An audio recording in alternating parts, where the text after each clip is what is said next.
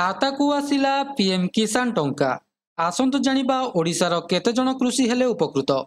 सोमवार कृषकों प्रधानमंत्री किसान सम्मान निधि जथा पीएम किसान योजना रे 19तम किस्ती प्रदान करा जायछि। एथिरे ओडिशार 34,98,000 रु अधिक चाषी को सामिल करा जायछि। राज्य कृषि सचिव अरविंद पाड़ी एही सूचना दैछन्ति। प्रधानमंत्री किसान सम्मान निधि जथा पीएम किसान योजना रे ओडिशार चाषी माने वृद्धि पाउछन्ति कारण सांप्रतिक प्रयास जोगु अंशग्रहण रे उल्लेखनीय वृद्धि घटी।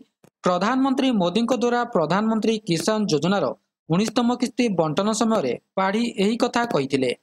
गत वर्ष तुलन में 3,43,000 रु अधिक चाषी एक उल्लेखनीय वृद्धि मध्य कृषि सचिव उल्लेख करिसंति।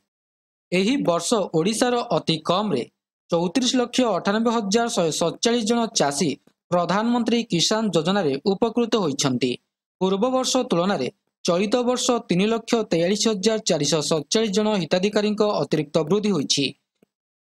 गत वर्ष विभिन्न कारणरू प्रत्याख्यान होइतिबा किंबा बाद पड़िथिबा चाषी मानकु पंजीकरण करिबा पई एक स्वतंत्र अभियान जोगु चाषी संख्यार एही वृद्धि घटिछि।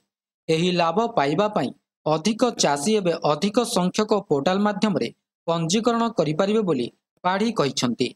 कोनोसी चाषी पछरे न पड़िबा निश्चिंत करिबा पई योजना रे सामिल होई नथिबा लोकमानकु प्रतिष्ठित पोर्टाल माध्यम रे सेमानकर आवेदन दाखल करिबाकु उत्साहित करा जायछि।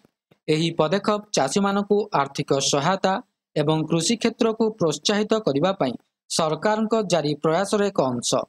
प्रधानमंत्री मोदींकर एही पदक्षेपर लक्ष्य राज्य सारा चाषींक पई अंतर्भुक्तिमूलक सहायता सुनिश्चित करिबा, सेमानक जीविका वृद्धि करिबा एवं कृषि उत्पादकतारे उन्नति आनिबा।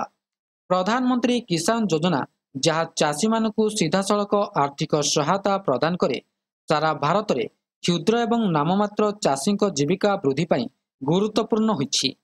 ओडिशा रे अंतर्भुक्तिकरण उपरे एही नूतन ध्यान ग्रामीण संप्रदाय को सुदृढ़ करिबा एवं ग्राम्य स्तर रे आर्थिक स्थिरता वृद्धि करिबो बोली कहा जाउछि। Bureau report news book.